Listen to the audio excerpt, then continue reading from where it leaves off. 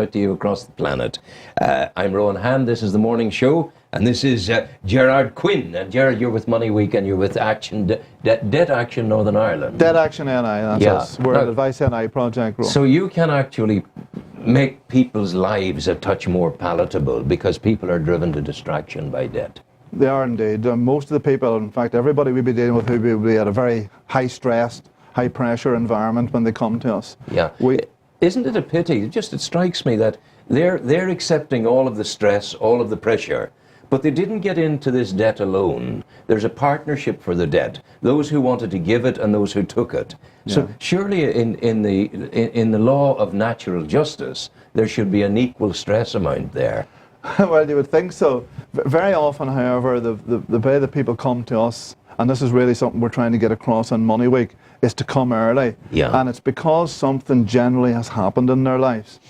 We all know the environment that we live in now. People are losing their jobs, factories, shops are closing down, so on. But people are put on short-term working and so on. Yeah. But unfortunately their financial commitments remain unchanged. So people are really experiencing a drop in income, a change in their financial circumstances, but their financial commitments remain level. And it's that difficulty of trying to marry up the two. But isn't it the case that their financial commitments, when taken, were predicated upon a situation of their well-being, fiscal well-being at that moment continuing? Absolutely. And if the fiscal well-being becomes disjointed in some way, that it's an issue of joint responsibility, the lender and the borrower. Well, absolutely, that's absolutely right. And one of our roles is a mediation role, requesting from the lenders in various cases forbearance. And you know, they are very good at working with us and helping us to let our clients restructure their debts and to make them more manageable for them, to reflect their change in circumstances. You see, it seems to me there's no such thing as, very rarely, it's not a person who defaults is not a bad person. He's a person with good intent, but the circumstances has left him or her in that awful situation. Well, yes, I've been doing this job a long time, and I have yet to meet someone who has just been completely reckless and completely just gone out there without any care or any regard as to his financial situation. There's generally something underpinning their change in circumstances. But what we are trying to get across in Money Week is that people do try to solve the problem themselves. They try to get out of the problem themselves, they try to deal with the problem themselves. And very often they leave it to where they're well down the road, they're very stressed, they're under a lot of pressure, they're finding it very difficult to cope.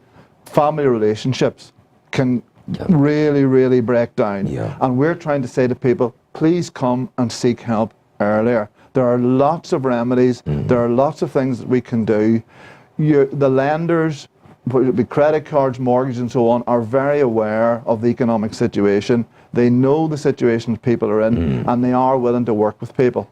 And but unfortunately, sorry, please keep going. Unfortunately, human nature is that, you know, people don't, they try to solve it themselves and they try to hide the situation from others.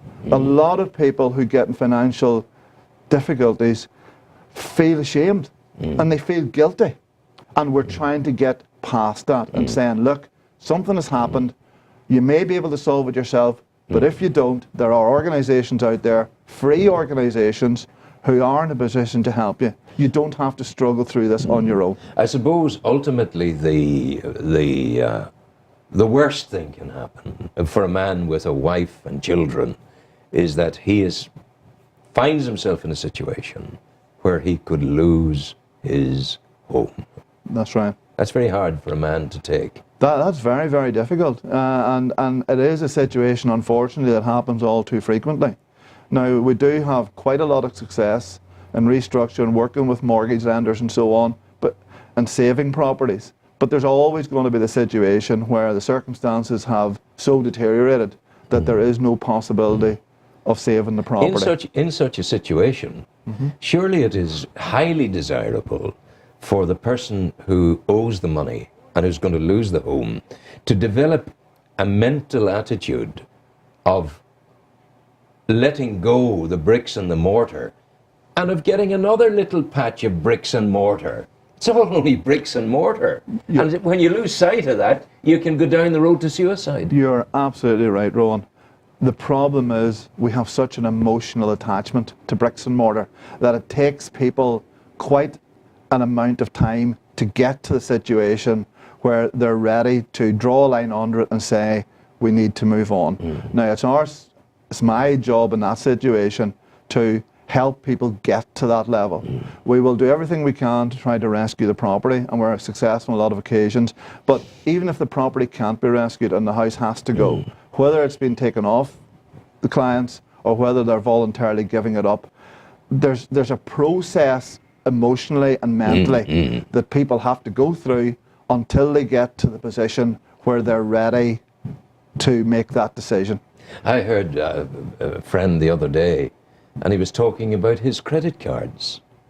I was actually shocked to realise. Now, I was the worst in the world for credit cards when I was younger, but to realise that people still have 2 and 3 credit cards. Like there's a terrible seduction going on there by the companies. Yeah, most people that we would be dealing with would have multiple credit cards. Absolutely, they would. I just had a wee look at our statistics there for the last year or so, and the average debt that clients are coming in with, and this is only in the Newry and Mourne area, which I operate in. We operate throughout all of Northern Ireland, but specifically Newry and Mourne.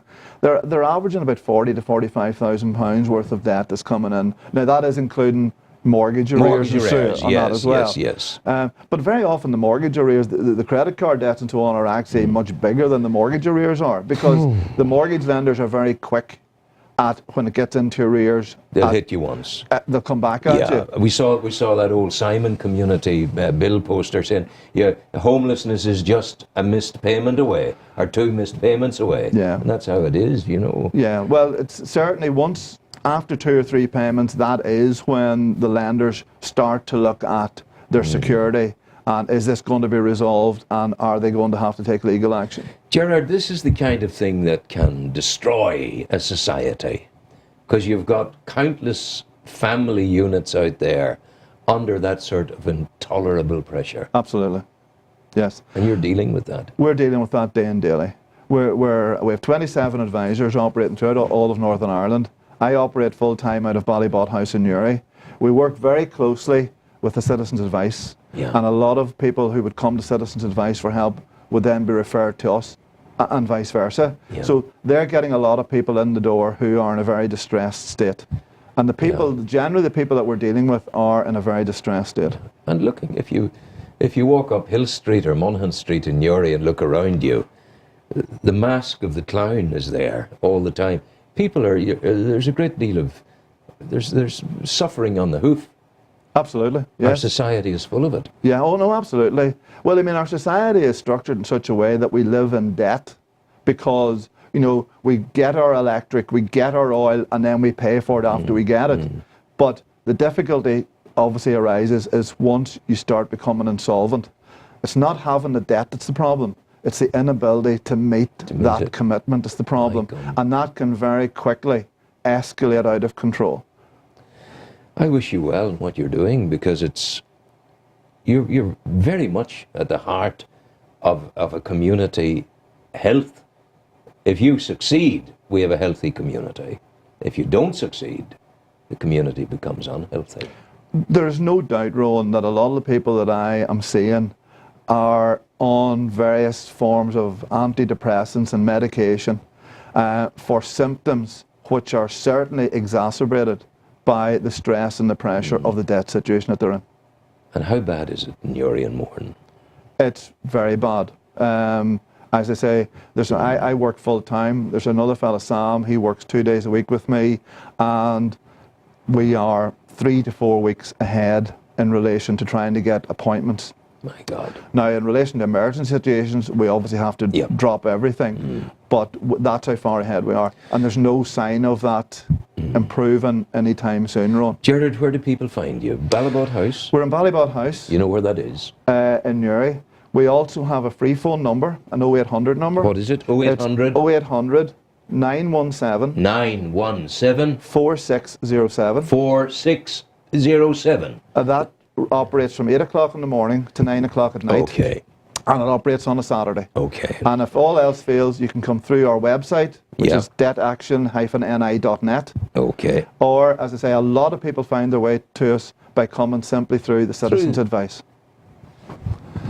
God bless you. You're a Thank good you man. very much, You're a Rowan. huge man. Thank you And very much keep indeed. doing what you're doing. I certainly will. It's very important. Some music, maestro, please.